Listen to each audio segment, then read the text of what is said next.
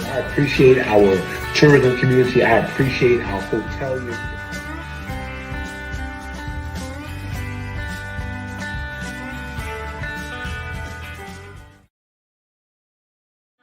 Don't you think it's time for the city of Savannah to have an honest tourism management plan? Let SCAB start paying its fair share? And the hospitality industry needs to increase its wages? The impacts of new growth should not cost residents. All local elected officials on council and commission should have term limits. We're working hard to accomplish these policies. We need your help. Please contribute whatever you can, $5, $10, or $20, by going to bettersavannah.org. Donate. Thank you.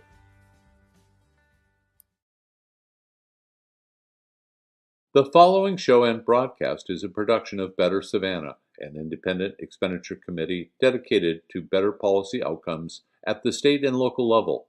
The views, opinions, and statements made by the hosts and/or their guests do not necessarily reflect the views of Better Savannah.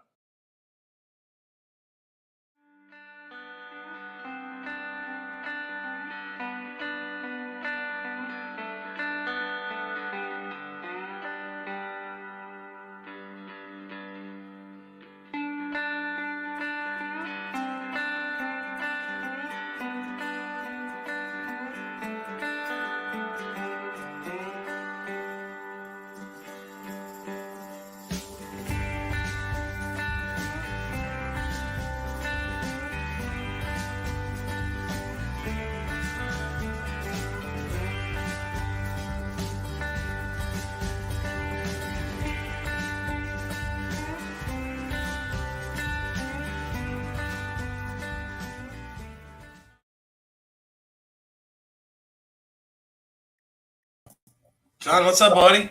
Hey, man. Not much. How you doing? I'm all right. It's we took a little short break from some episodes. We had a very crazy busy schedule kind of going into the elections a week and a half ago now, where we had some mixed results. We had some winners, we had some losers, and I think we learned a lot. Where do you want to start wrapping up this election, John? Oh, boy. Well, let's start at the I think I lost you. You're still sharing stuff. Oh, there you are. Yep. Who are you talking to? Me? John. Yeah, I'm here. Right here. Oh, yeah, you froze out for a second. There you go. I don't know what's going on. Well, let's start at the there you go. I hear you. The outer edges of the county of Port Wentworth, where I think let's start there. We had a big night. Tremendous success. Not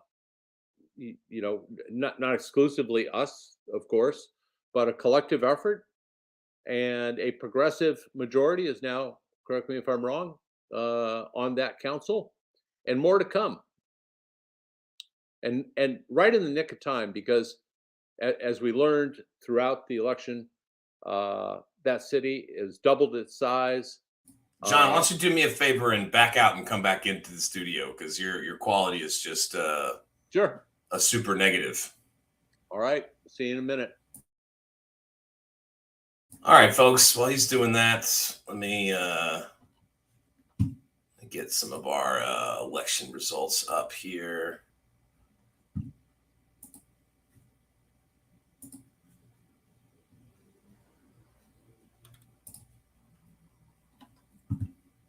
Just one moment, folks.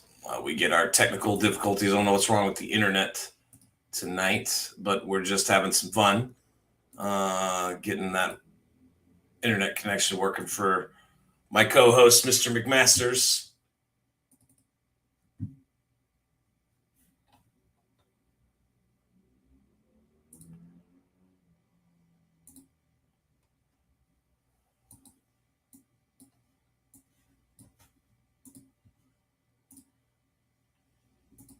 How's it working now, John? I don't know. You tell me. Oh, much better. That sounds much better. A lot less broken up. Okay. All right. So let's start in Port Wentworth. Got a progressive majority, which replaced a archaic, occluded 1960s style mentality at Port Wentworth.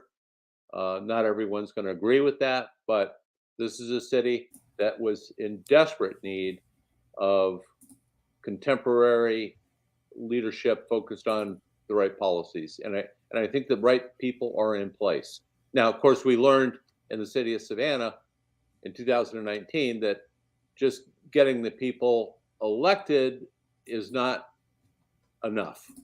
We did that, and of course, everyone knows there was defections. And we'll talk about the outflow of work product coming from them, which is encouraging in a minute. But Port Wentworth, great races.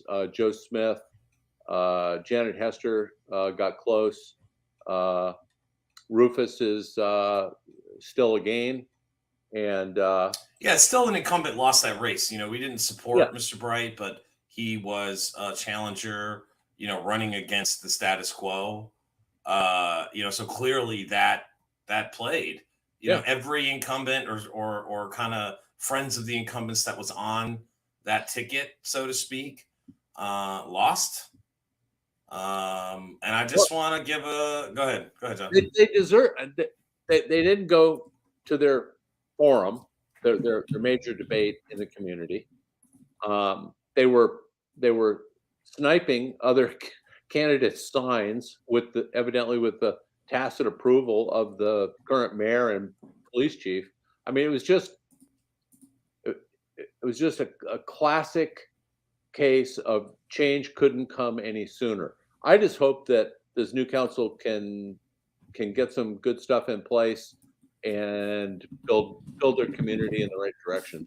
Warehouses in residential neighborhoods don't make sense to me, Chuck, and that was a big issue. Just like short-term vacation rentals was the leading issue at Tybee. So at least we got the right issues in these efforts.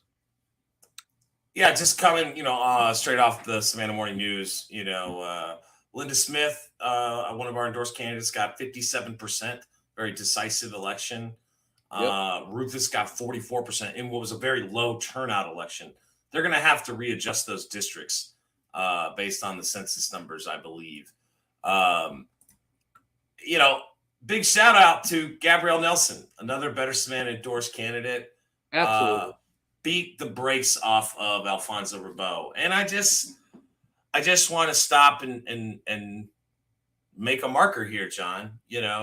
This candidate made a mistake. This candidate stole an endorsement from a sitting state senator. That was not true. We reminded everybody about it. I think it's pretty clear Gabrielle Nelson was going to win that election no matter what.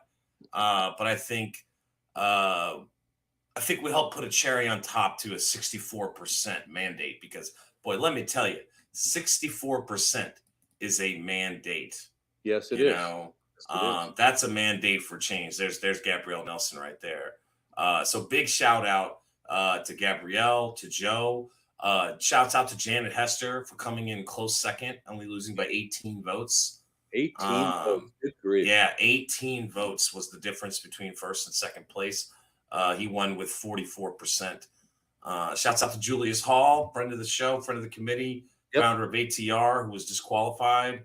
I think clearly these election results show that had you not been disqualified, you would be the next mayor of Port Wentworth. But I think bigger than these issues of personality is the issue of policy, John. I think lack of the policies being in place to guide this growth that's going to happen and has been happening was clearly the issue that won the day. It was the fuel. It was the fuel of discussion for this election. Let me just read this quote. Let me just read this quote for people who will listen to this as a podcast tonight and tomorrow. Resident Johnny Wade, who's lived in the Newport subdivision for over 15 years, hopes the new council will keep the ports and ensuing industrial development in check. You know, the city of Port Wentworth approved rezoning for the largest warehouse development in the city's history in September, prompting concerned cries from residents, especially in the north side of the city, about industrial encroachment into neighborhoods. So this is exactly what we were talking about with our guests over those 3 episodes a couple weeks ago, John. This was the issue that came out as the number one issue. All right. So on Port Wentworth, we have a resounding success, an electorate who responded to these issues that seemed to be their priority and voted out incumbents. Now, Chuck, it reminded me. Sorry for the interruption. In my view, even though it's a small municipality, it was deja vu city of Savannah 2019 elections on a very small scale, and that was very gratifying to see that significant of an outcome. Clearly, a mandate to be a better, more responsive, more quality of life focused, and balanced city council. So we'll see what they produce, but great start. Well, John, if we start in Port Wentworth, where we had resounding success, an electorate that responded to these issues accordingly, I want to contrast this with Tybee Island. Okay, we had a big campaign backing Matt Kitchens. The STVR issue seemingly was the number one issue on the island that voters cared about. It took up a good bit of the column inches and the video spaces and council meetings and planning sessions over the last 3 to 6 months. And a newcomer got the most amount of votes. So let me just put this up on the screen. This is again. He'd served on council previously. He ran. He ran in 2019. He finished 6 out of 8 candidates in 2019, 2 years ago. But he is pointing to his decision not to choose sides in the ongoing and polarizing debate over STVRs and the moratorium. Well, I don't know how accurate that is, but it reads well. I don't know, man. I mean, I think there's something to be said here. He got the most votes, and then the 2 incumbents, Hosty and Monty Parks, got the second most votes. He's been there 11 years. Sorry, I thought it was 4 or 5. He's been there 11 years. Yeah. Well, I had a conversation with a lovely woman who's kind of the matriarch of progressive liberal policy on the island. And I made the point to her that y'all better be careful who you vote for, because if you really want change, policy change, and some degree of regulation that makes sense on the short-term vacation rentals, you need to have somebody who's a driver on your council. The last thing you want is a council of equivocators. And honestly, Chuck, they did not get a driver. I mean, Mac would have been the driver, but Peace in the Valley or some other motivation caused people to not vote in quite high enough numbers. Mac doubled his votes from when he ran for mayor a few years ago, which is quite an accomplishment. I mean, he actually quadrupled them, John. He got 97 votes, 98 votes 2 years ago, and he got 396 now. So I mean, we clearly made some progress. I think there's something to be said about multiple candidates with the same message diluting votes. Okay. I think that's probably the first lesson that comes to mind.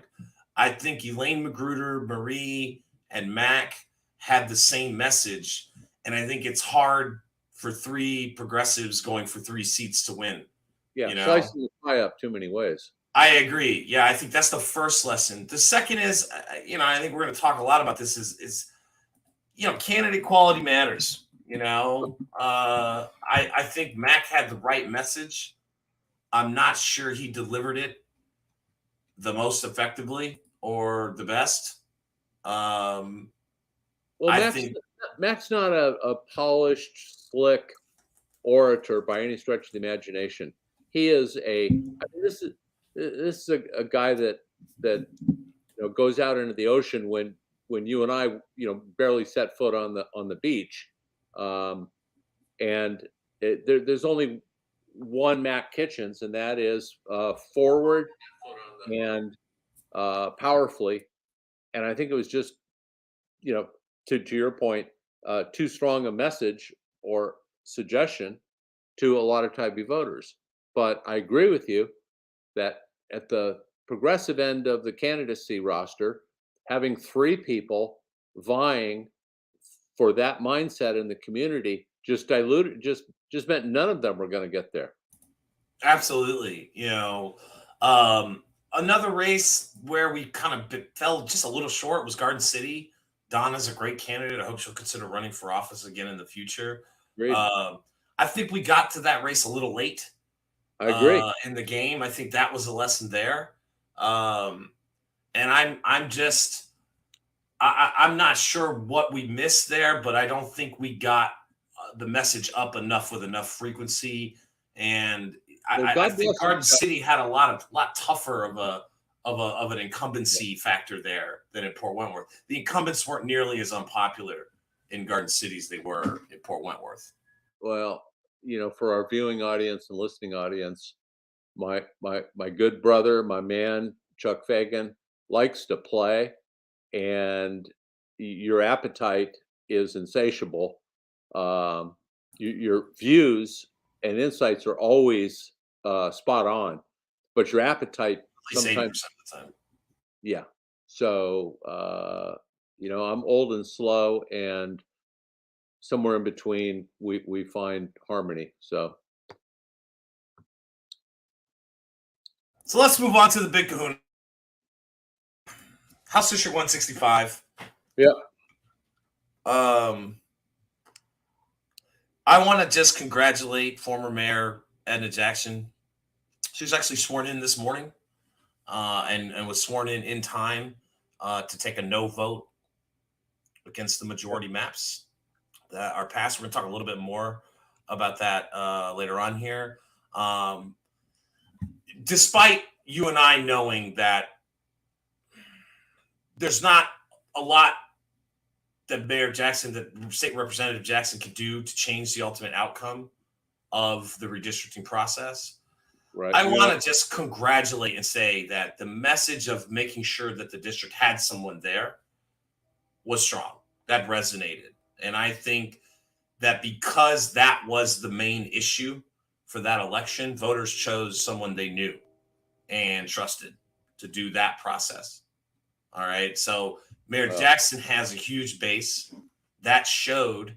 I think her base was somewhere around 40 to 42%. She expanded that to a clear majority of 53.5%. And I think that 14, 15% difference was based on the messaging of this district needs someone in the assembly during redistricting special session, and I am the candidate to do that. I think that message won the day. Well, you and I've discussed this, and for our audience, as small as it may be, with barely 5,000 people out of 24,000 registered voters, my view, Chuck, is that race was a personality contest amongst pockets of fans and bases. And it was clear that Edna had the largest base, which in a low turnout election like that just demonstrates that loyalty matters in low turnout elections. Antoine not so much. For a guy that's youthful, what is he? 27 years old, no social media presence, huge mistake. Or at least not a paid one, not one that you could see a lot of activity or views or interaction on. Yeah, a very small, low profile, organic effort. And and I think that, in a low turnout election where the vote skewed primarily older, I think that Mayor Jackson's base was primed to win. Yeah, and of course the other three candidates don't have much of a base at all. So that's the takeaway from that election. I will. I told you I was going to mention this, and I am wildly disappointed in Adam Van Brimmer's. Oh, we got to talk about this. Go ahead. Yeah, well, Adam after the election. For those who are listening on the podcast version, up on the screen is Will Peoples' article from today with her swearing in. Let me just read this and then have you react, John. Okay. Beyond this special session, this is like a third paragraph in this article. The redistricting votes could be the first of many for Jackson. The day after her election, she walked back a previous statement about running again in 2022. She'd previously vowed only to fill out the remainder of Stevens' term, but after hearing feedback from her supporters, she's now taking a wait-and-see approach. So this came out the day after she won the election resoundingly. Will Peoples got that quote. Shouts out to Will Peoples at Savannah Morning News. I think did a pretty decent job covering this election for the paper as a reporter. But where is Adam Van Brimmer to call out this flip-flop or this walkback?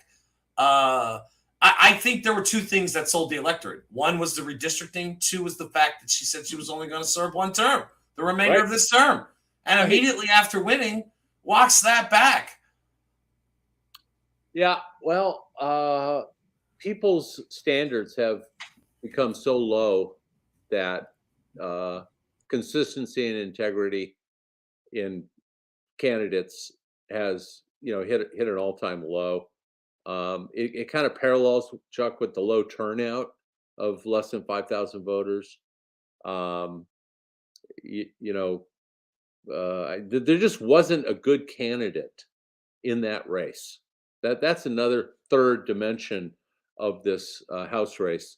Edna was status quo, business as usual, and old. I mean, shit. If she can run and win, I could run and win. I'm 12 years younger, but I think I'm too old.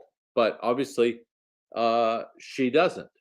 So it was a wackadoodle race with minimal turnout, very short election period because the governor waited so long to send it forward and get it kicked off.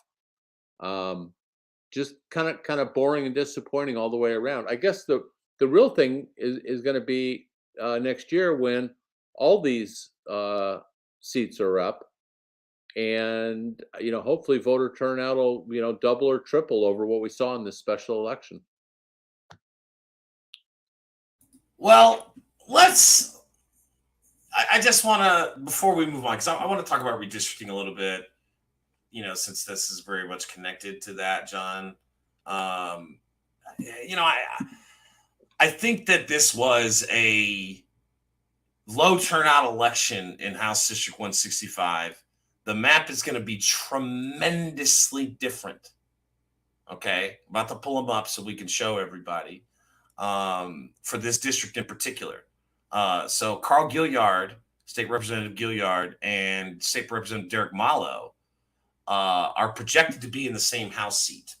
And House District 165 is cutting across 163 and 162 to form a new district.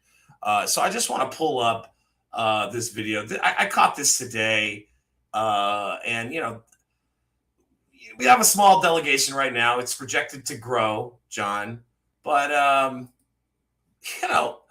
anytime you see one of your representatives from your area giving a speech, I think it's always a good time to listen in. So let me get my share screen going here, and you just let me know if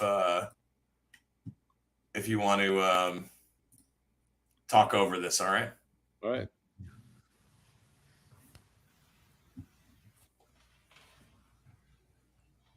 This is State Rep Carl Gilliard. He's on the reapportionment committee.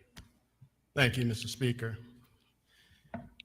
And to my brothers and sisters of the Georgia General Assembly, you know, we heard our colleagues talk about what led us to this moment, but allow me for just a few minutes to expound a little further.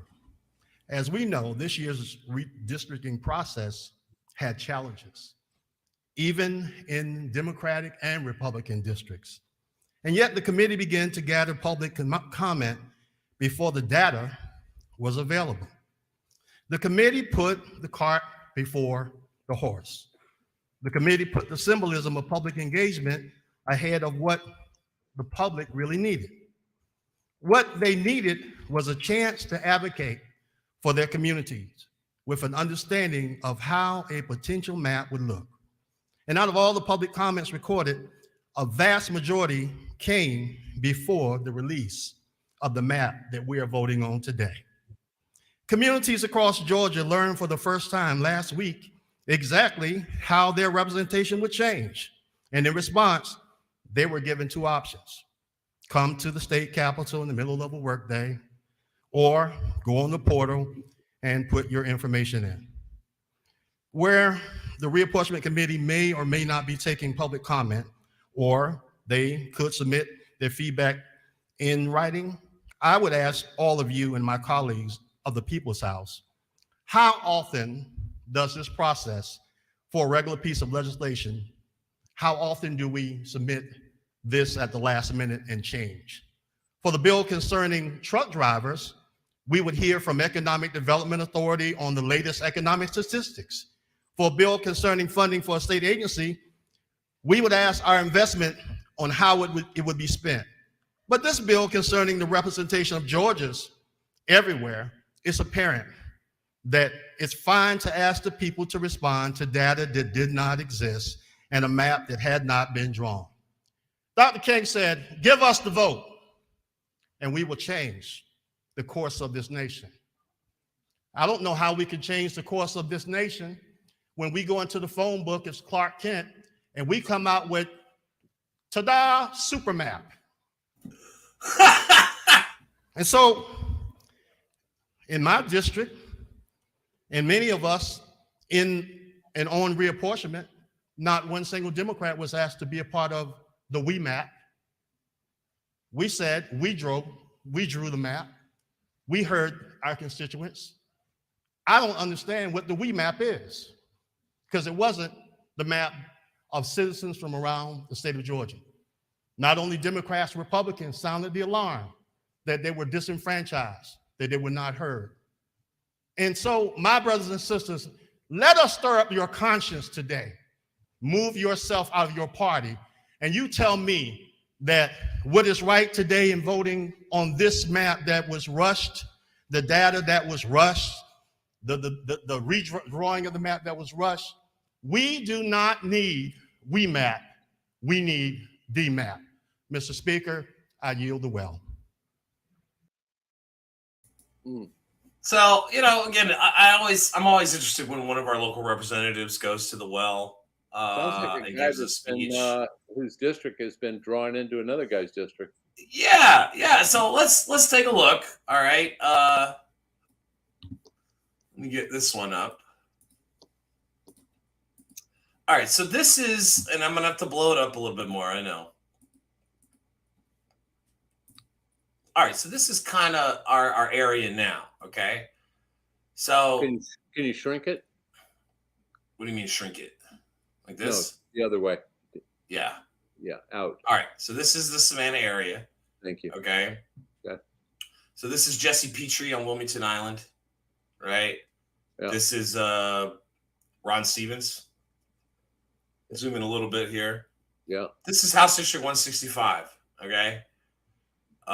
This is, what is this? Waters Avenue right here, I believe. City of Savannah. Yeah, this Garden is City of Savannah, but this is on the east side here, not Garden City. So this district used to just cover Hutchinson Island and a little bit of downtown right here. It's that part of downtown. Okay. 163 was the greater west side. of Savannah, the Midtown, Ardsley, Bacon Park, Paradise Park, kind of all the way down to the end here. And then you got Carl Gilliard's district, which is Port Wentworth, Garden City, kind of the upper west side here. Okay. Actually, yeah, Port Wentworth's cut. I gotta ask you something, Chuck. Yeah. You know this stuff better than me. What has Carl Gilliard done? He's big on anti-gang legislation, which is a Republican slash, moderate Democrat issue. All right, so this is the proposed map right now as it sits, okay? So notice that it goes past Hutchinson now. This is House District 165, okay?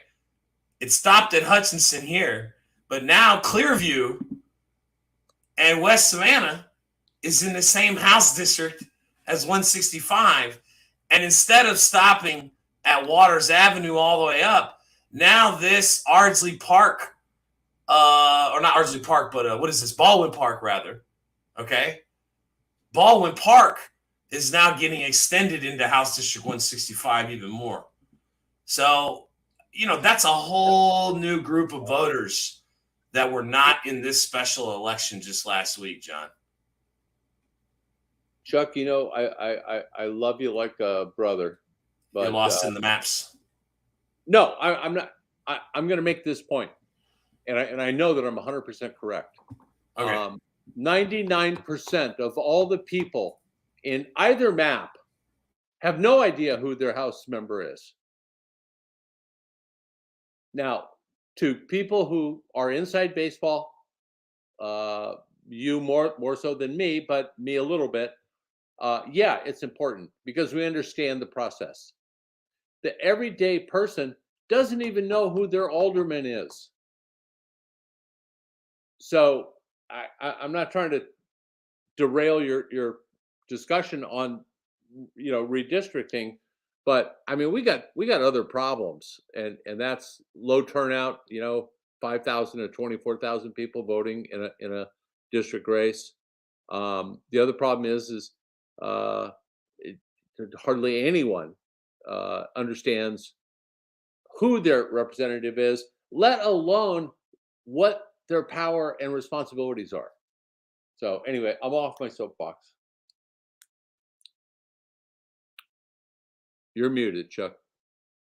Sorry about that. I got these two maps side by side. Look at how this is House District 163 right now. The white lines. Side 16. Yeah. Yes, the white lines. Yeah. See where it stops, comes down? Look at it here. Look how much it juts all the way up over here now. Look at all this here. Oh, this is a great comment from Julius here. This is a great comment from Julius. This is a great comment from Julius here. Elections have consequences. See Trump 2016. If we don't go vote in record numbers and remove those that are detriment to us, we get what you see. Georgia's not even close to being a blue state. We are by numbers a Democratic registered state, but not by people who actually vote. I agree. I would say we're a purple state. If we were a blue state, Daniel Blackman would be on the Public Service Commission right now. But I just, with the election, the landslide election of former Mayor Etta Jackson, and the speech today from Carl Gilliard acting like, this is supposed to be some surprise when you were on the reapportionment committee the whole time. I just think, we're in for a crazy 2022 in these primaries, which reminds you guys, that's 6 months away. Yeah. Good point. Yeah. So Donna Williams, do you live over here? Do you live right here? Might want to take a look into that, because I don't even know if Derek lives in that district anymore. We got to find all this stuff out. Yeah. Let's make a plug or a mention here, Chuck, that one of the dimensions that Better Savannah is, intensely aware of, and we talked about it earlier, is quality of candidates. And if you're considering becoming a candidate for local office, don't hesitate to reach out to us. We have some understandings and some history, and are happy to share as much as you want of it. Because without quality candidates, redistricting is doomed. Better public policy is doomed. So, more candidates like Gabrielle and Joe, reach out to us. We'll help you. We'll answer your questions. We'll give you some insights. This has to become a new dimension of our operation, and that is candidate education and recruitment. You agree, Chuck? Yeah, we're not a political party. I think the parties have to do better. I think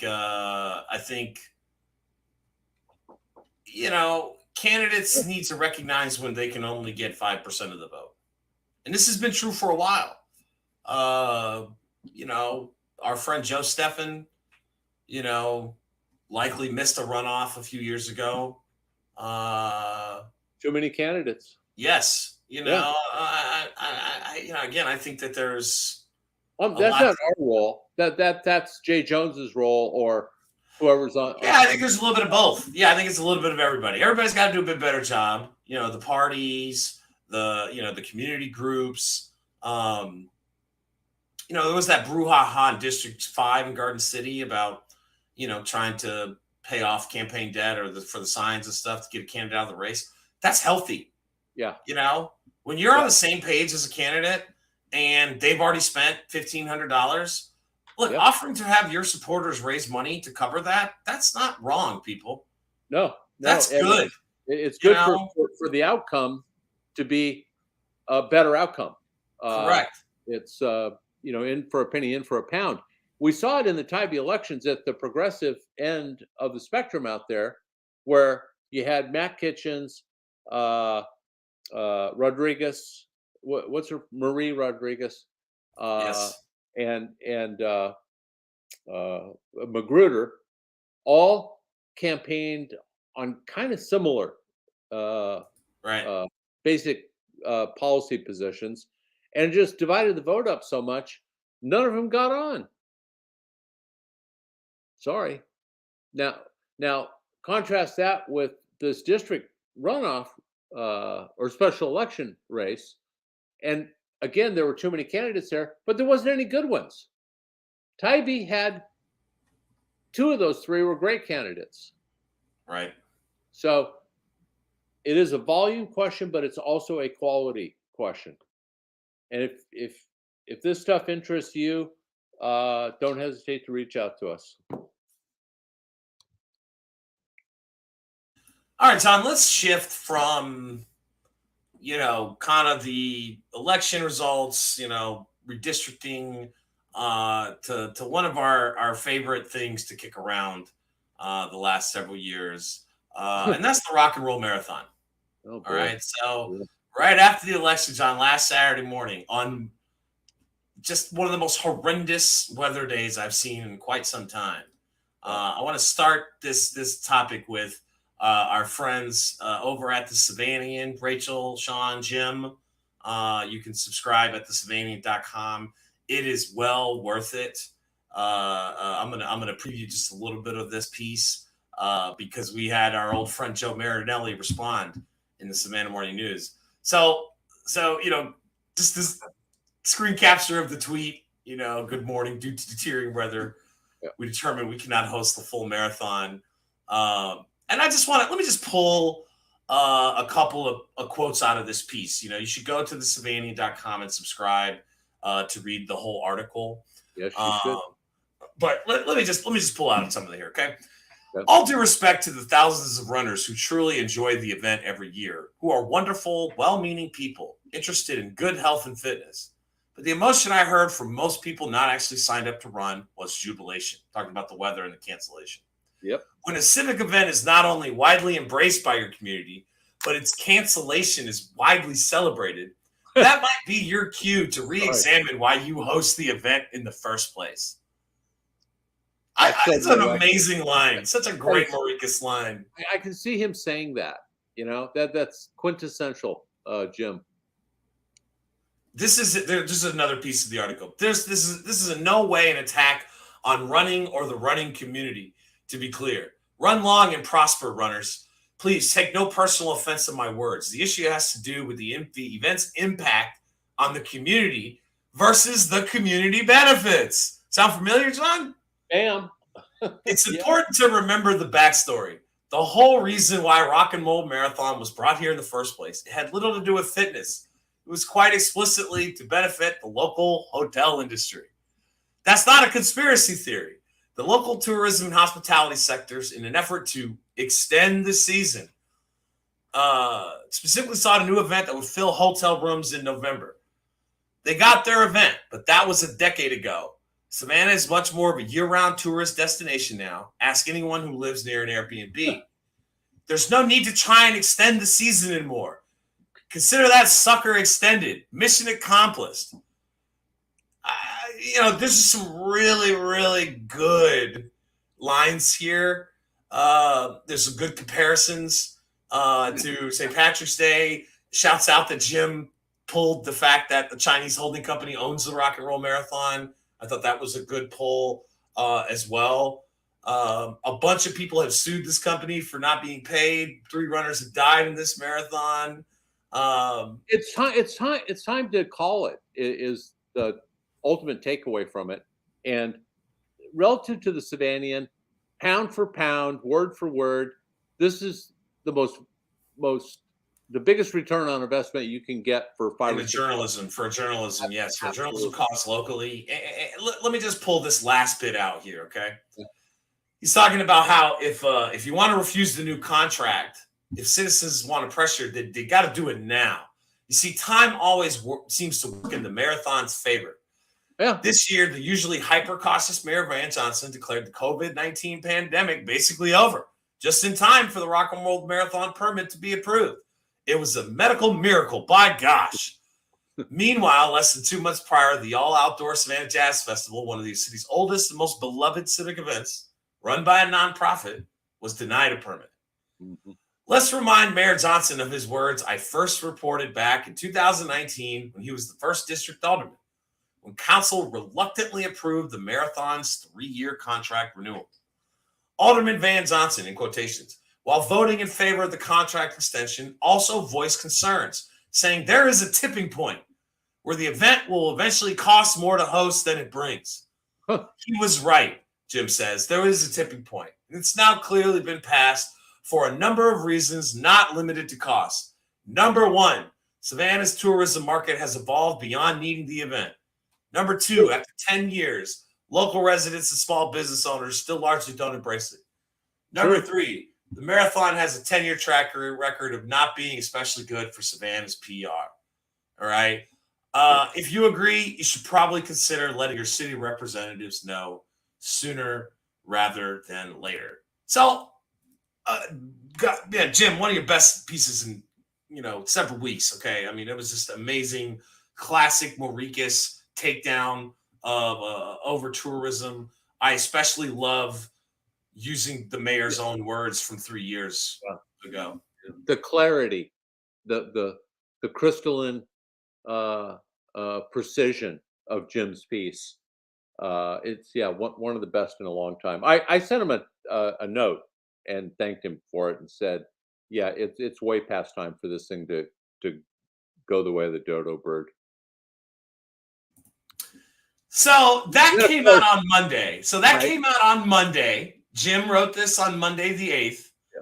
And then the biggest benefactor. Yesterday, on the 10th, in Savannah Morning News, we've got seemingly a response editorial.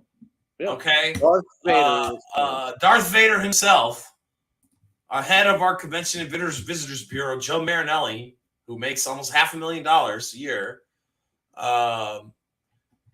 Headline, Savannah's Rock and Roll Marathon marks a great first decade. Tourism leader, 10 more years. All right. This is, again, in Savannah Morning News. Yep. Let me pull out Have we ever invited him on the show? all the time. We've called him out. Joe, I tagged you on Jim's post yesterday. A couple of things. Number one, Marinelli, you really should have the stones at this point. All the winning your organization, your political friends win. Why won't you submit that to Jim's publication? Why won't you submit that to the Savannah, to Jim, Sean, and Rachel's publication? Okay?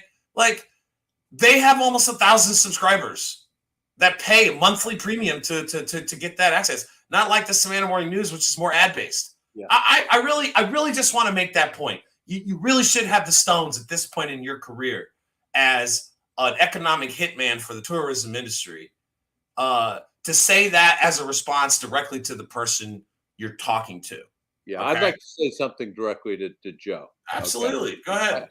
Joe, Bobby Axelrod would come on this show in a heartbeat and defend his capitalism and perspectives. Where the hell are you?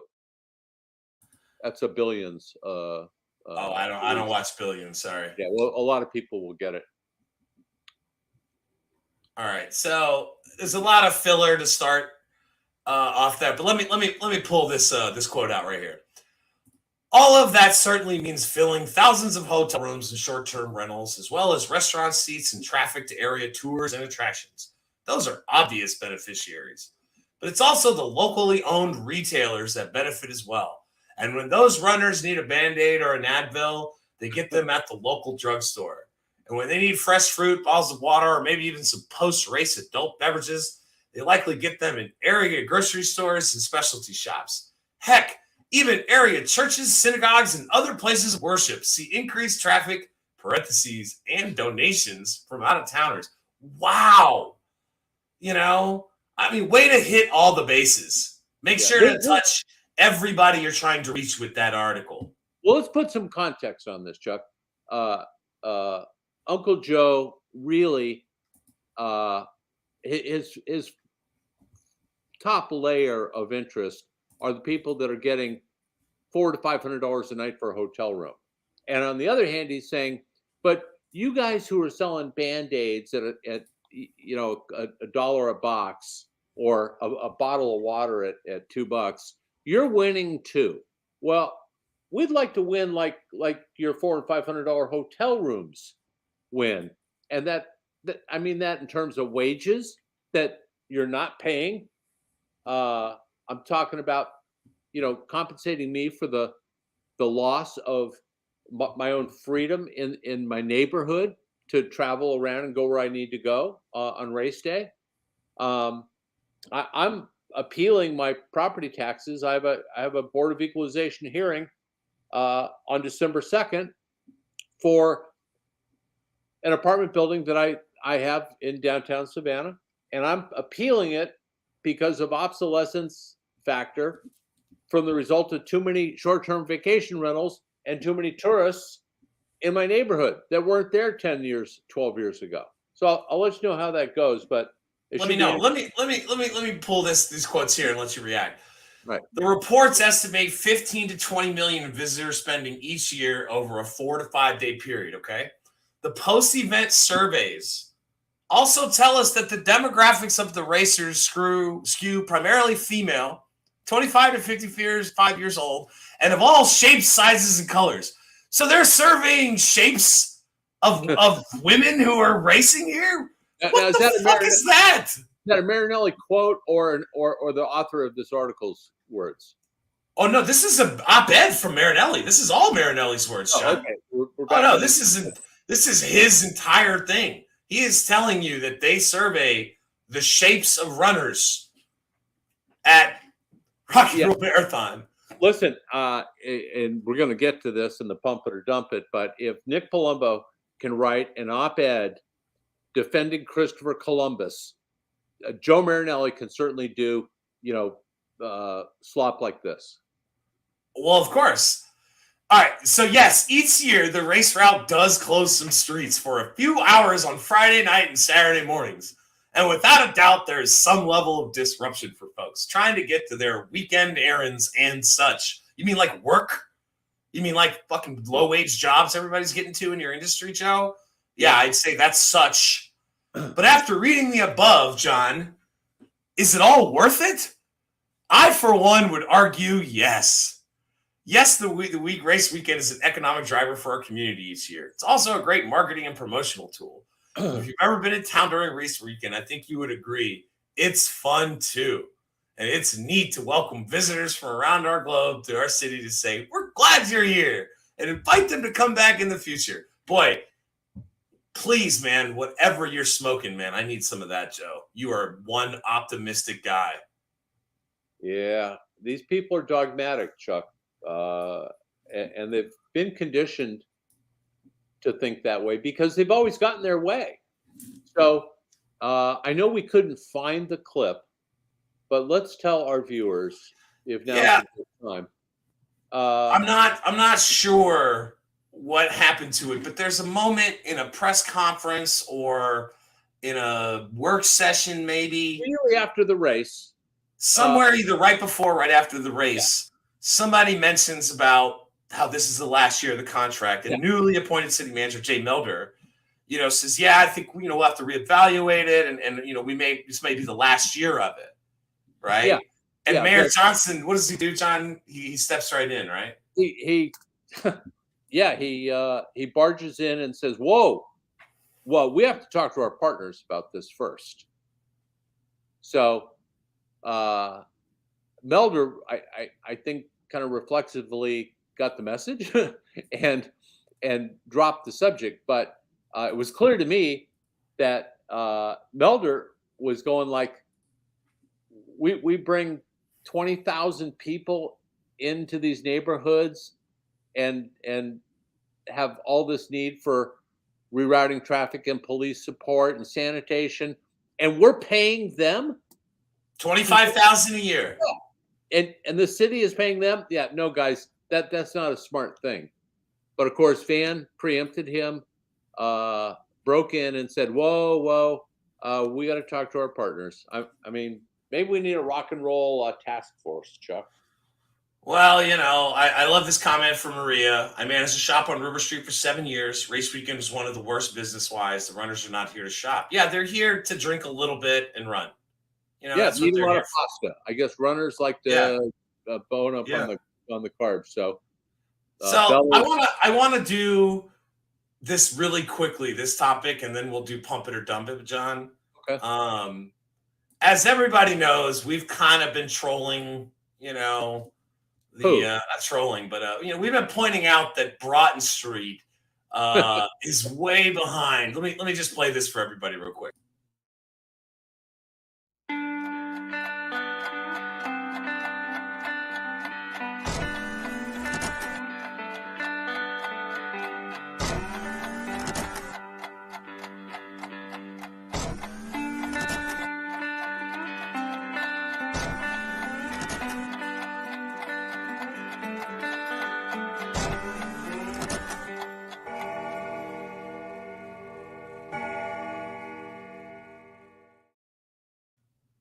All right, so we've covered this several times, okay? Yep. We've had that ad rolling for a long time now. The Broughton Street SPLOST-funded project is way behind. There have been various retailers and staffs of these establishments, restaurants, that have just gone ballistic over the service disruption, the inability to be able to operate their businesses. And so livelihoods are at stake. Yes, the livelihoods are on the line, and there's poor communication. And look, if you're overseeing tens of millions of dollars towards this project, you're responsible. Like it's on your watch, man. So go ahead. Clearly, John, the city is getting the message. Okay, not just from us, but I think from these businesses, John. Yeah. I think from these businesses, from residents, I think so. And the reason I know is because of this moment in Van's press conference the other day. Ultimate spin. Absolutely. Yeah. It was not good, but it was still, good event. So I wanted to ask you about the Broughton construction. What do you think is the significance? How will it help these businesses throughout the holidays with it moving? Well, I think it means that we're trying. Means we're trying. The strangest thing Yeah. about it is that the Broughton Street streetscape improvements Can't even say it was right. part of a SPLOST package. People voted for it. We recognized that it was important because we had aging infrastructure underneath Broughton Street, and we recognized that our main street should look a lot better than it was looking. So everybody wanted it until we started doing it. And we picked, I thought, an opportune time because of the pandemic. Wasn't much traffic down there. Well, things have picked up, but the construction, we have contracts, and so obviously there's money that's being paid. And so, we've been moving. We've had, admittedly some hiccups with that. We've tried to address those. I think, initially we didn't do a very good job of communicating. I think we're doing a much better job of proactively communicating. But I think we understand also that this has been a monster year for our businesses, and we want them to finish the fourth quarter on that high note as well. And so if people are able to walk up and down Broughton Street, we know that means the world of difference. So we recognize that. I'm not sure how much our financial impact will be. It'll be some, but we think that in the greater good, it makes sense for us to go ahead, put a pause on it. Let's get through December. Let's get people down to Broughton Street and across our city, and then not just Broughton, not just downtown. Right at the beginning of the year, get started and get this thing finished. Listen to this part. Back in January, any idea of how much longer construction is going to take? Look at that look. May or June. So by the middle. That's just for phase one, John. I know. To use this phrase. Thank you. Oh, he hated that question. I'm doing well. How are you? Doing great. I don't think that was his favorite question, of the press conference this past week. But it was just Maria, big friend of the committee, says, Dan is like the emperor with no clothes. I love that line there. Yeah. When you have to, like in the movie Airplane, when people were translating the rap for the white people, or trying to subtitle a foreign language film so that you understand what's really being said, right? What you just saw and heard was the mayor no longer saying this was Eddie DeLoach's problem, not ours. We have delayed this thing for so long and hurt so many local businesses that we're going to take our foot off their neck for the holidays because we're kind and considerate and competent people and a competent government. So aren't we great? This is our level of sensitivity. Obviously, this project will probably be in the last phases when Van is term limited. I mean, it could possibly be that long. It could take 6-7 more years. Yeah. So, what else you got? That was fun. Well, I wanna go ahead and pause and just do pump it or dump it, in a second here, because the last topic's I think a little heavier. I want to end on that one instead of ending on pump it or dump it. So before we do that, though, I just want to give again a quick shout out to our friends and our people, the train wrecks. Let us use Song for Sally, and all of our pieces. Yep. We can't be thankful enough to them for letting us use that product along with this product here. The progressive shows and media that are out there on the ATR network. And I wanna give a special shout out and prayer of healing, wishful healing thoughts to Pastor Smalls, who is continuing to recover from pneumonia. Yep. We know that we need him in the fight, and if he needs rest right now, I want to wish him well. John. Yep. Pastor Small is a very, very loving, committed, focused leader in our community. Whether it's the Weeping Time or local, candidate campaigns, this is a man who, if he tells you something, he will deliver it. So he needs his rest. He needs to recuperate because we need him back in the hunt with us. So That's right. That's right. Pastor Shouts Scott. out to Alderwomen at Large, Keisha Gibson Carter. She's having some really good shows. We got to delve into this housing authority stuff. I mean, we got to. It's a big topic. We're trying to get research done. We're trying to get a better feel, but clearly, Stillwell Towers, still held towers. I mean, she's covering that and more on Mondays. Candidly, Keisha on the ATR platform. Yeah. Alicia Miller Blakely, Forest Bias on Tuesdays. She's not going. She didn't have an episode this week because they had city council during that time. But that's another good platform to get some more kind of feel for some of the leaders, here in this city. Yeah, and really, what we offer is an alternative take on all that mainstream stuff that you're getting from the Savannah Morning News or WTOC or WSAV.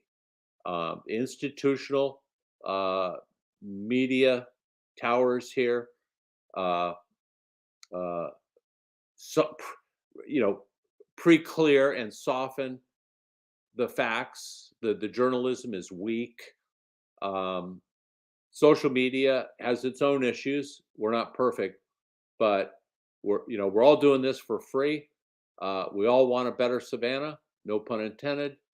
And we're here 2 years later, and we'll be here 10 years from now. Hopefully, somebody will doing this. Yeah. I'm happy to pass it on to somebody else. Exactly. So I think we've learned a lot in this special election cycle. I think there's a lot of policy on the cusp of breaking through the floodgates, John.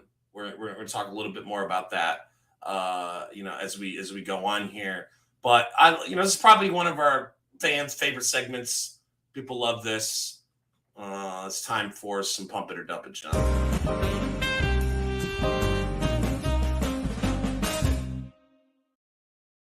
It's my turn this time, right? Yes. I'm asking. What's the first one? John? Pump it or dump it? A deal was finally hatched and approved for the fairgrounds out in District 5 in Acela Shabaz's neck of the woods. The project will probably not be started until after the next election. You agree with that or not? Pump it or dump it? Which next election? The city elections? I'm sorry. Yeah, the city 2023 elections. I think there'll be major construction on it before the elections. Okay. Yeah. And let me just expand on that a little bit. I just lost my headphones here for a second, but John, I will tell you, I speculate there's a lot of names involved. This is P3 Ventures Group, helmed by former state representative Craig Gordon. Yeah. I heard Max Sims is working on that project. Okay. I mean, I heard a lot of things. I guess I'm interested to know if that is a busy enough development that former state representative Craig Gordon, is no longer a candidate for an office during the 2022 cycle. That's something that's in the back of my mind about it. More importantly, I'm interested to see how well they do it. Craig Gordon's a smart business guy. I'm interested. He's also built some lavish properties in his career. Yeah. He's got some development experience. I'm interested to see what they can pull off and what it's going to be like and what the community benefits are in return for it. Well, I appreciate your optimism, Chuck, but I've been around a little longer than you here, and I'm going to tell you. For reminding me. I'm going to tell you, yeah, they'll hold a golden shovel turnover. No doubt. Yeah, but major construction in the next year and a half, I don't think so. Anyway, ready for your next?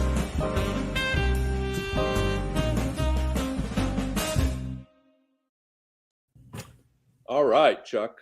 A story recently came out, and to properly celebrate the holidays, Mayor Van Johnson will lead a Christmas parade down the remaining unfinished 8 blocks of Broughton Street dressed as a construction worker. Keith Lloyd and Bridget Libby will join the mayor as Santa's helpers, passing out discount coupons for Leopold's ice cream.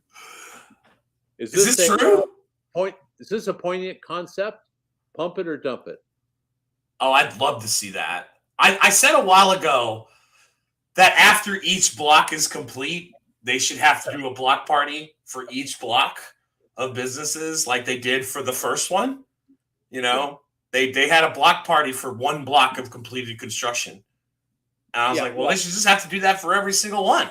Yeah, I think what it's boiling down to is, okay, we're sorry. We depressed and suppressed your business flow for 14 months. Here's a coupon for some Leopold's ice cream. Make it up. Yeah. They can do better than that. What's the next one?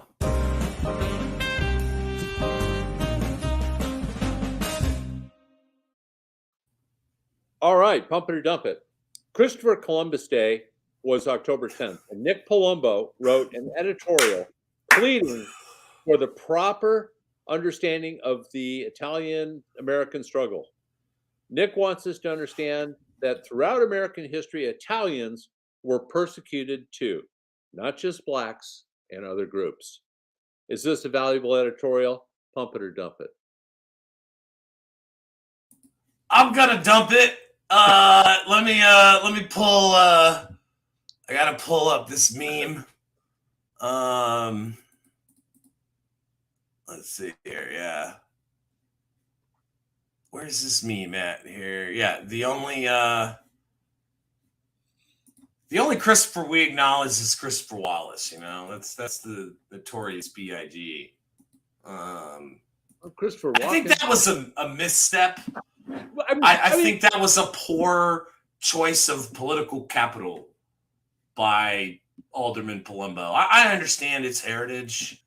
You know, I'm Irish and Jewish in my heritage. Yeah. You know, I Western European imperialists and conquerors. I don't know how you get away from that. Let me just say what my criticism of. I think Alderman Palumbo's publication of this is just a staunch participation in identity politics. I think that's failing the Democratic Party. I think that's failing America writ large.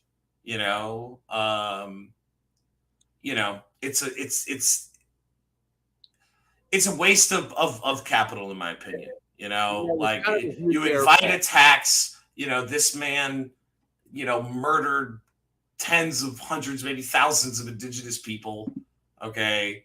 And I understand Italians, in New Orleans, were persecuted. I understand that there's history there too. But in the context of this kind of post George Floyd kind of world we're living in now, it almost seems divisive intentionally. I question the motive. Is it kind of a Me Too moment for the Italians? That's a bad way to put it. I'm not going to put it that way. You're welcome to. But I think it's just, it's like, look at me. We have problems too. It's like in the context of Alderman Palumbo being one of two white men on an all-black council, basically. And a guy who readily and proudly admits that his district is 90% white. Is too white and needs to be redistricted so that there's less black people in council, basically. It's a marker. It's another reinforcing of a character flaw that I hope is not true, but seems to be more often than not. Yeah, well, it's disappointing. Nick has a plethora of subjects, whether it's adopt a pet or postcards and Lane alert. Yeah, well, when your fearless leader says go out and rage on social media so that your identity is firmly entombed, you go out and you do it, and he's done a great job of it. Look, I think he responds to the market. I think the market where he's at in District 4, as it's written right now, as it's drawn right now, I think he does well. I think his constituent services are pretty good. I think he follows up with people. I think he's more organized as an alderman. his district will reelect him on a few more miles. Well, his district has the pie. I always laugh at this thought of him talking about quality of life when he represents the district that already has the best quality of life. They don't need anything. They want very little. Of bike trails, and they got to have a little. Yeah, I know. And then no more flooding, please. Can you please change the geophysics of planet Earth for us, Alderman Palumbo? Yeah. I honestly, Nick, I feel bad for you on that. I mean, there's really nothing we can do about flooding. We're a coastal frickin' city, dumbass people who moved here from wherever. Like, come on, man.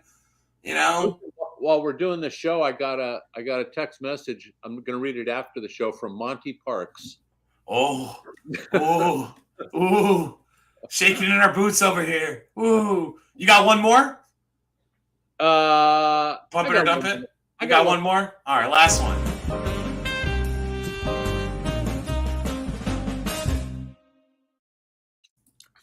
Okay. Will the Savannah Police Department be 75 officers short next year, like it has been for the last 2 or 3 years?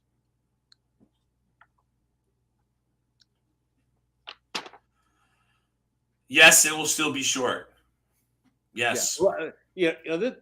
These are forecasts more so than pump it or dump it, and I apologize for that. But nonetheless, my goal here is to illustrate that crime is way up. Homicides are well past last year, which, by the way, last year was way up from the year before. So we're still struggling with an understaffed police department since Willie Lovett or Dave Galley was chief of police. Why can't we solve the simplest of things, which is properly staffing to your budget allocation the number of officers? Chuck, I don't know, but Broughton Street, they can't get that done on time. They can't fill police vacancies.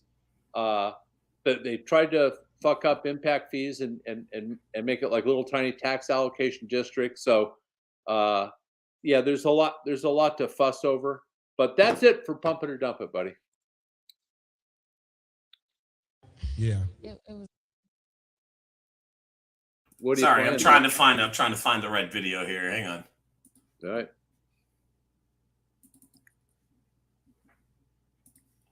All right, so John, you said you had a lot of thoughts about council.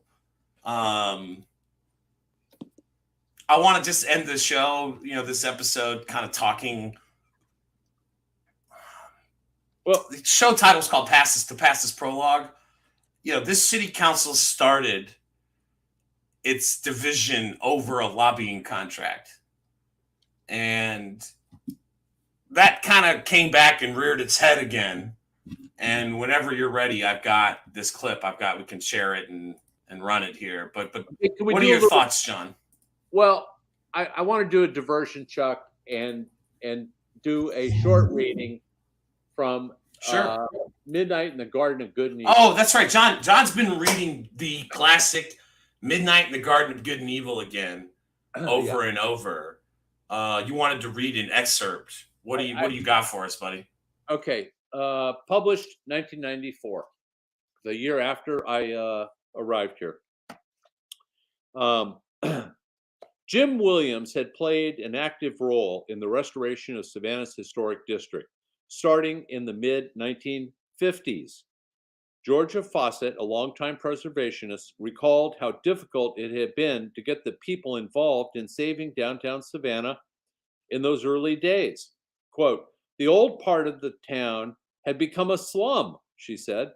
"The banks had redlined the whole area. The great old houses were falling into ruin or being demolished to make way for gas stations and parking lots.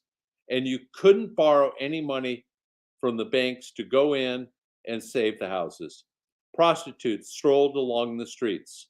Couples with children were afraid to live downtown because it was considered dangerous." The reason I read this, Chuck, is to illustrate a point. You know, and our members know, and our viewers know that we think SCAD should pay their fair share in property taxes, for the services that they require and extract from the city. And the people that push back frequently say, "Oh, you guys are just way off base. SCAD saved Savannah. SCAD's the hero in the resurrection of downtown." Well, folks, SCAD started out with a paltry 30 or 40 students in like 1975.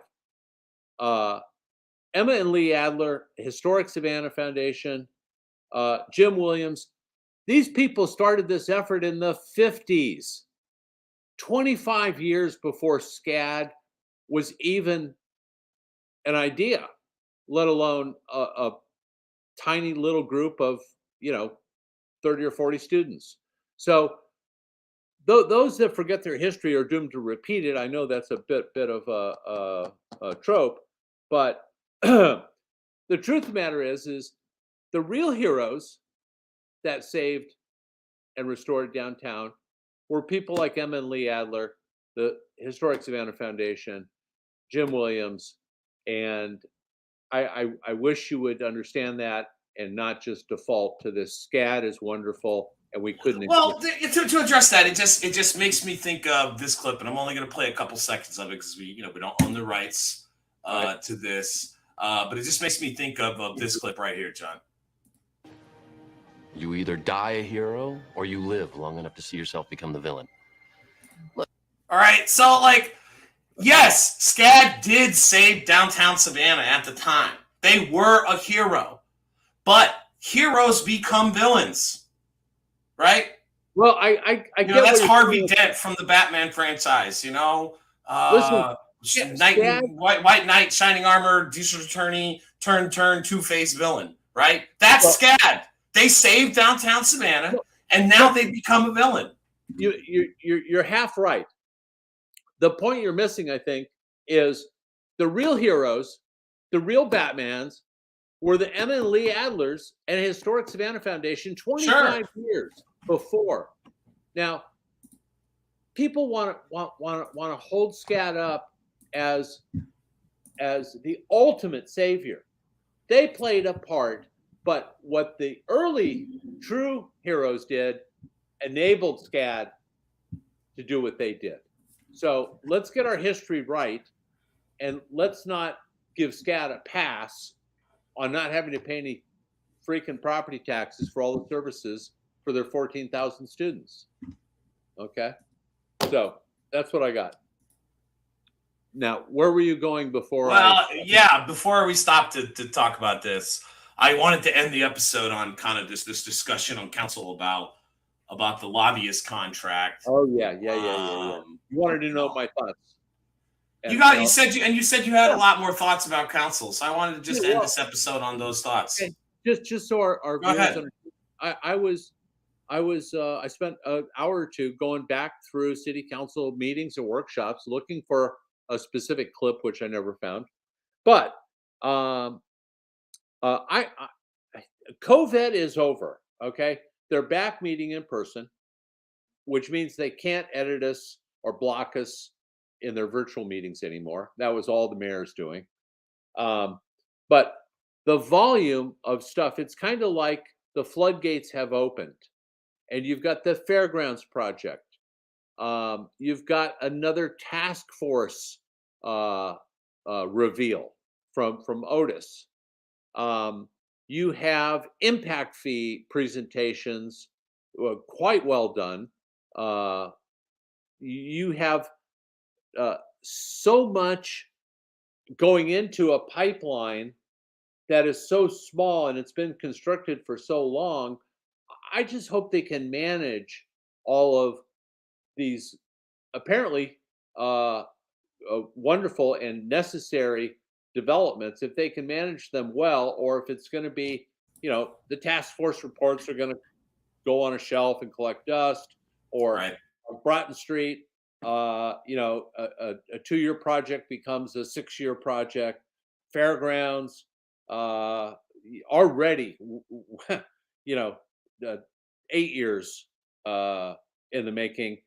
I I want part of me is I'm thrilled to see this council moving on so many fronts after such a long dormant COVID fog. And so I want to say I'm excited to see all this stuff bubbling up and getting pushed into the chute. I just don't know if they can manage it. So that was my thought. A lot of progress. A lot of progress. But you know, there's a lot of talk of progress. But then we come to this issue like this lobbying contract, which does not look well. Okay, it looks divisive. It looks. Let me take you back to 2016. Okay. John. Okay. In 2016, I'll never forget this either. 2016, I participated in a meeting inside of Belford's in City Market. Okay. Mayor Van Johnson was in this meeting. A lot of leaders, not progressive leaders, but left of center leaders, especially from the business community, but not the business community that's like at the chamber. And this was a reaction to Edna Jackson losing to Eddie Deloach, right? And I remember people sitting there complaining about how Martin Sullivan, who had been Eddie's deputy campaign manager, right, and connected to the Sullivan staffing empire of Savannah, right, had been given a $60,000 a year job as the mayor's thank you. chief of staff. It was an outrage. It was an outrage. It was an outrage at the time, right? It was an outrage. Okay. Yeah. Now, you and I have discussed this offline. You know, do I think there's a problem with a certain extent of political appointments in a government? Not really. You know, do I think those people should be doing professional bureaucratic jobs? No. But do I think that somebody who serves at the behest of the mayor could be somebody from a campaign? Personally, I don't see that as a big deal, you know, but a lot of people did. And I think it's fair game to criticize. I just personally don't buy into it as much, but I buy into what's good for the goose is good for the gander, John. So council this week had a contract come up for lobbying services. Knight and Holland out of Atlanta, which is a reputable, firm. Yeah. Chose a local subcontractor as a lead, right? To partner with them. Now, at one point in this discussion, it says like he's not going to do lobbying services. He's a liaison. I don't really know. It's the head of Savannah PR, Moncello Stewart. Known him a long time. He's a decent guy. Okay. Yeah. He was the number 1 or number 2 running Mayor Van Johnson's campaign during that cycle. Everybody in politics knows that. It sounds a lot like Martin Sullivan with Eddie Deloach. Let's just call it what it is. So let me get this up. Go ahead. Go ahead. Patronage? All right, is that where you're going with this? Again, like I'll tell you that in a second. It's a good question. It's a good question. And I'll tell you the difference here in just a moment, okay? For Savannah with Holland and Knight, did anybody look to see what experience the partner had as far as lobbying was concerned? That is a consideration in the review panel. I'll say that the prime is where we look most intently at experience and capacity, because that's who our contract is with. Now we fully expect everyone who does business with Savannah in terms of legislative services to have the appropriate credentials, to have Jesus Christ, how political of an answer is this, Melder? In place, and the notifications as a lobbyist in place to be able to do business on our behalf. Mayor Johnson. All right, so you asked me the question is, do I agree with it? Do I consider it along? I consider it to be along the same lines, but worse in this way. Okay, Eddie Deloach installed Martin Sullivan as his chief of staff, which is historically a politically appointed position, John. Right? Yep. It's a glorified secretary salaried role, primarily to conduct and facilitate communication between the longtime bureaucratic staffers, especially the department heads that need to coordinate schedules with the mayor, right? You know, Okay. Yeah, glorified secretary, got it. yeah. So, John, that's a salaried position with a defined set of requirements and skills and tasks, right? Yeah. Well, what Okay. are Moncello's? Yeah, I'm getting to it. Patience, dear guy here. All right. So one of these is a politically appointed job, which is historically a patronage type of gig. Okay. Sure, That's very true across many governments, many locations. This is a specific contract for specific services. Okay. And Moncello does not have the requisite experience as a registered lobbyist. Okay. There's a couple of people in Chatham County who do. Dave Simons, Lee, what's Lee's last name? Holiday, something like that. Or I can't remember. Lee and his wife. Lee Hughes, yes. Lee and Amy Hughes. Dave Simons, Lee Hughes, Leo Beckman, Mike and Gene Vacker, those people are people who are legitimate lobbyists for corporations and register with the state of Georgia. Credentialed, yes. Correct. So my issue is this, John. Okay, if Mayor Van Johnson had installed Moncello as the deputy assistant to the mayor, which is what he's calling that position this time. What's her name? Marty Johnston has that role in the city government right now. If he had installed him in that position, John, I probably wouldn't even bring it up. Yeah. I would consider that to be, again, along the same lines, same kind of patronage, I want my politically appointed person to be my liaison to this government. Okay. I would buy that. Okay. This is the functional equivalent of like the city council giving out a paving contract and I got the sub for, fucking jackhammers, man. Like, I don't know anything about that. Right. Like, this seems not above board. More blatant. Much worse. Because again, the deputy assistant to the mayor, it's a traditional defined role.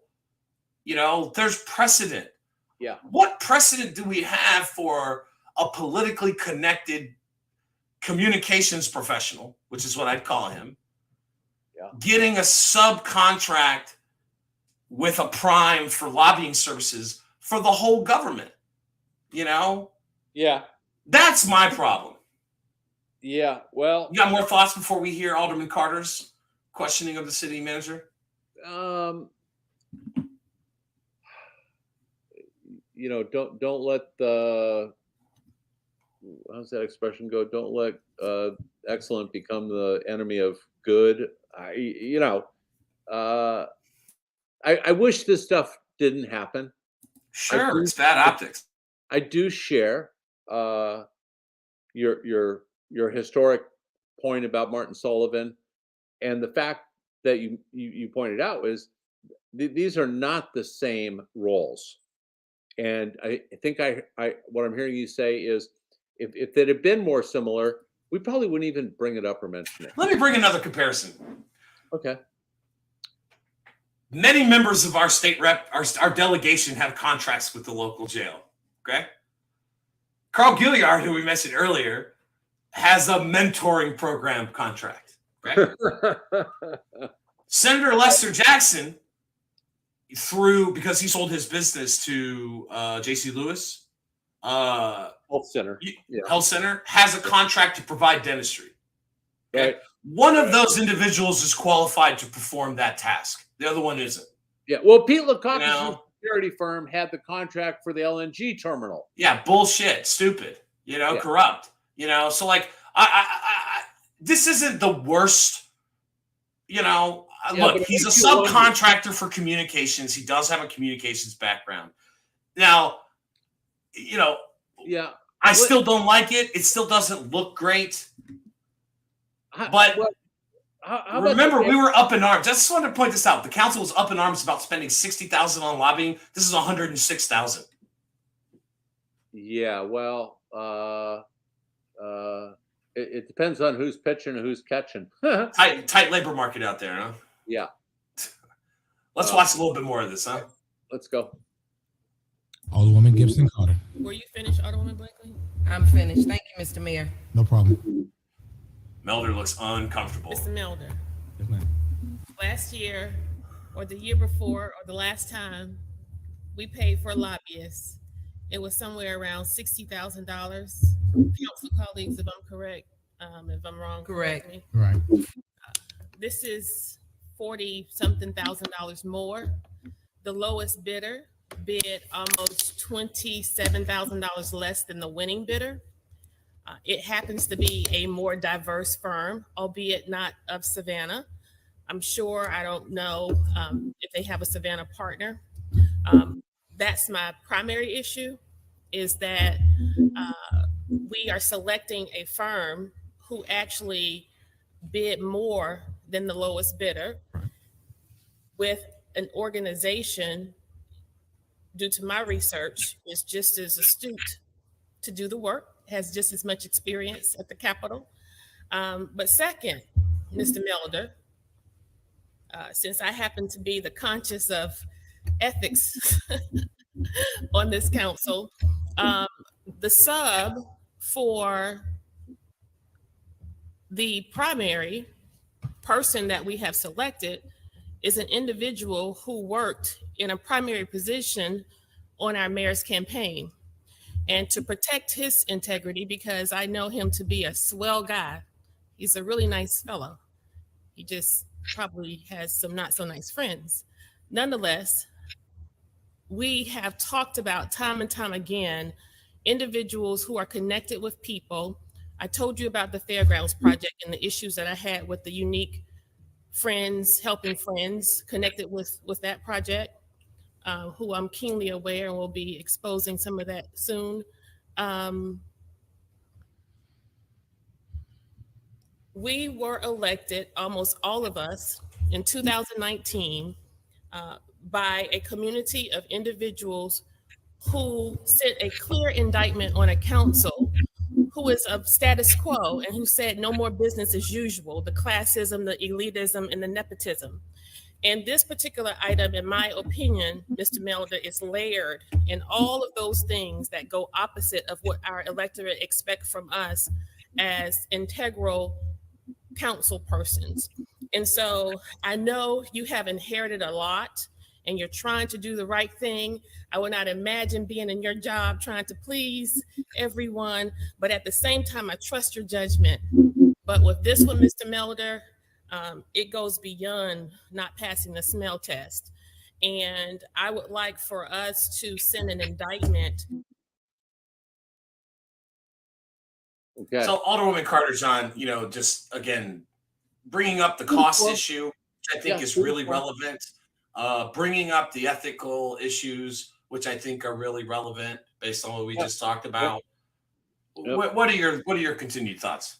Well, geez, Chuck, this kind of goes to the heart of a lot of what we talk about.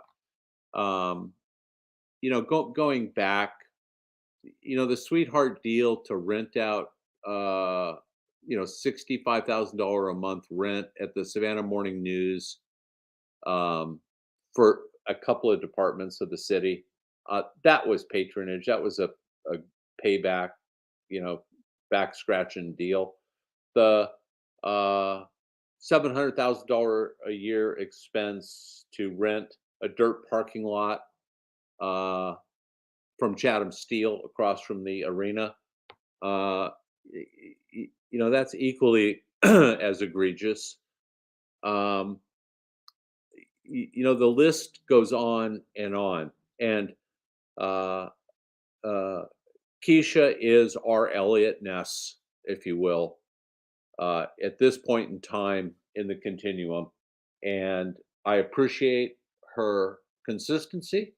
I appreciate her ethical standards.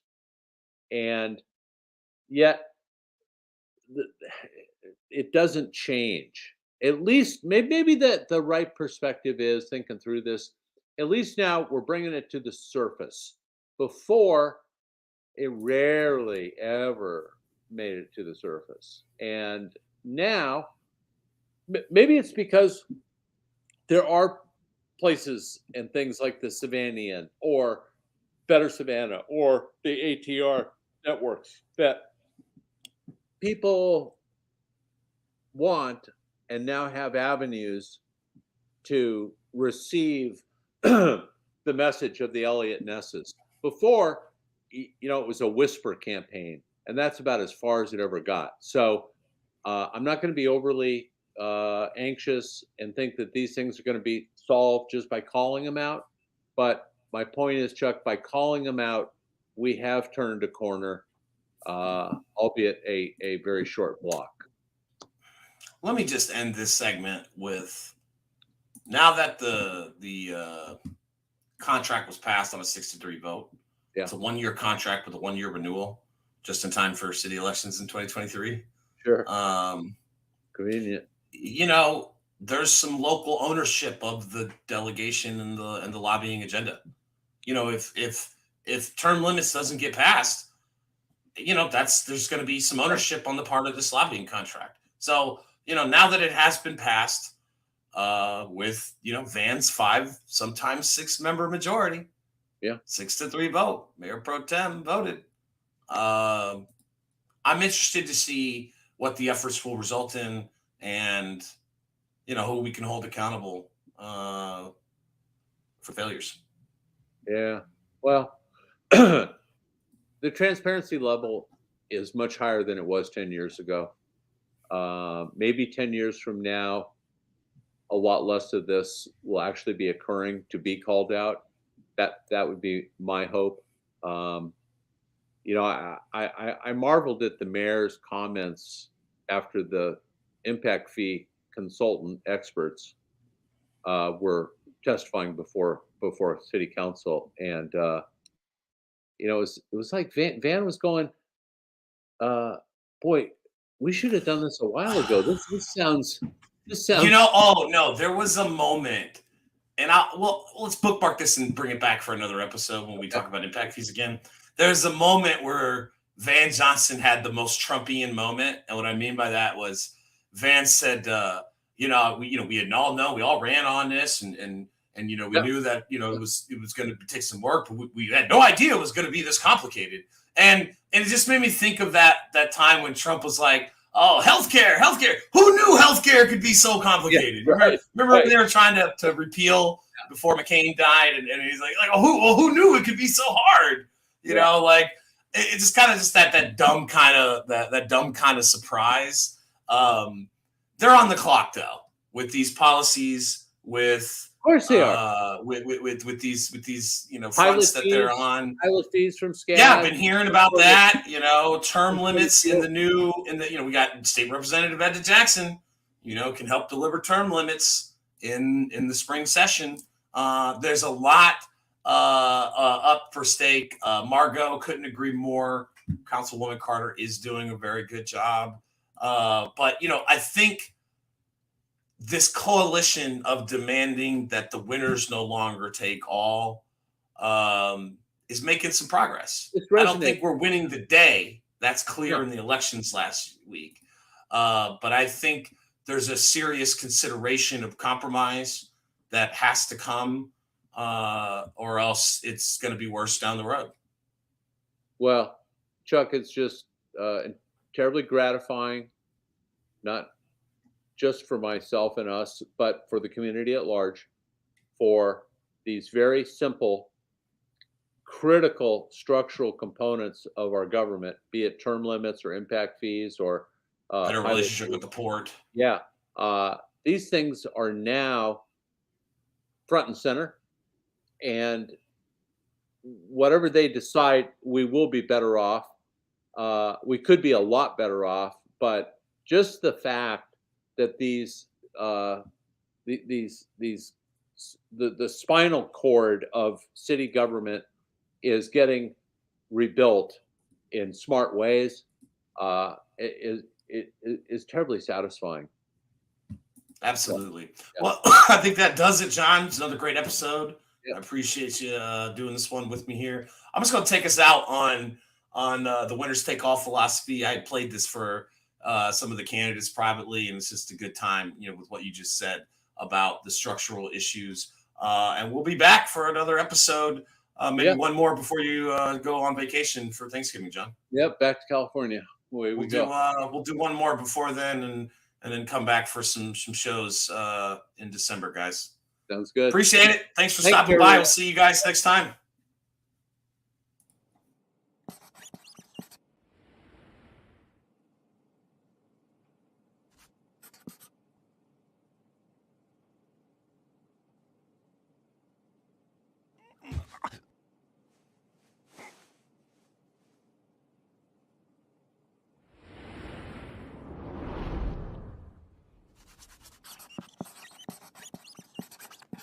I think the winners of our age, knowing the inequality data, knowing from Oxfam that 82% of new wealth generated in 2017 went to the global 1%, knowing all of that, have been determined to help, to change, to make a difference. That's why you see every bank's got an impact investment fund. Every Silicon Valley business claims it's a humanitarian project. And yet, what I think in general the winners of our age are unwilling to do is get off the man's back. They're not willing to pay higher taxes or just stop avoiding them. They're not willing to let go of their double Dutch with an Irish sandwich tax maneuver they all use. They're not willing to pay people more to do their jobs. They're not willing to stop lobbying austerity and the kinds of public policies that we know are going to hurt people but benefit financial elites. They're not willing to actually commit to the communities that have made them as companies, and which they can now effortlessly abandon by sourcing here and selling there. What does it look like to imagine the kind of change that would involve the winners of our age stepping off that guy's back or being made to step off that guy's back? Win-win sounds so great, right? Because it's like taking one victory and then just doubling it. What could be wrong with doing well by doing good? What could be wrong with all these kind of philanthrocapitalism, double bottom line, triple bottom line? The win-win takes a situation, a concept that's actually derived from the world of trade. Like, you have ice cream, I have money, I want ice cream, you want money, and we do a deal. And in that narrow case, that actually is a win-win. That's exchange, that's market exchange, that's correct use of win-win. What has happened is that this concept of the win-win has been kind of jammed into the sphere of social change and making the world better and actually solving our biggest public problems where it has no business. An ice cream trade is an actual win-win situation. Feminism is not a win-win problem. A lot of men are going to have to lose a lot of power and privilege and the right to grope people at the office and have positions that their mediocrity did not actually entitle them to for that revolution to succeed.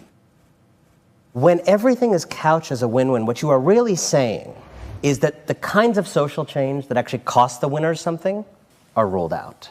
What you're really saying is the best kind of solutions don't ask anybody to get off anybody's back. What you're really saying is, yeah, tell women the problem is their posture. They should lean forward and raise their hand more. That way we don't have to actually pay them equally, because that would hurt shareholder value. What you're really saying is, yeah, let's have charter schools and, let's have Mark Zuckerberg give some money to a school.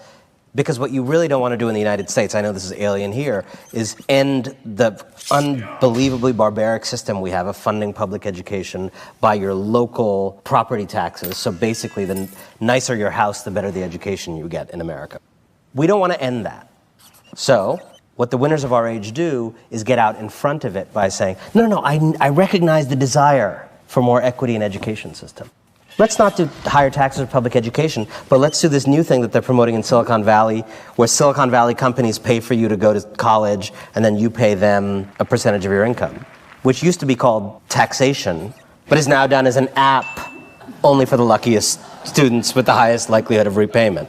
And so I believe that this win-win thing, although it sounds so good, is actually part of the privatization of the solution of public problems. I don't think all problems need to be solved by the public. But when you look at a problem like social mobility, like the empowerment of women, like what trade has done to communities in this country and the anger that it has aroused, those are the kinds of problems that cannot be solved by really clever businesses or really fun apps or rich people who happen to be feeling generous on a particular day. Those are the kind of problems we can only solve together. And those kinds of solutions have been discredited by the fantasy of the win-win that allows the winners to keep standing on people's backs.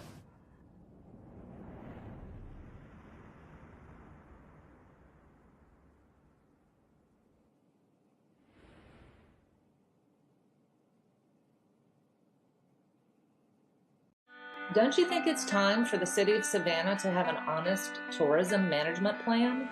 Let scabs start paying its fair share? And the hospitality industry needs to increase its wages? The impacts of new growth should not cost residents.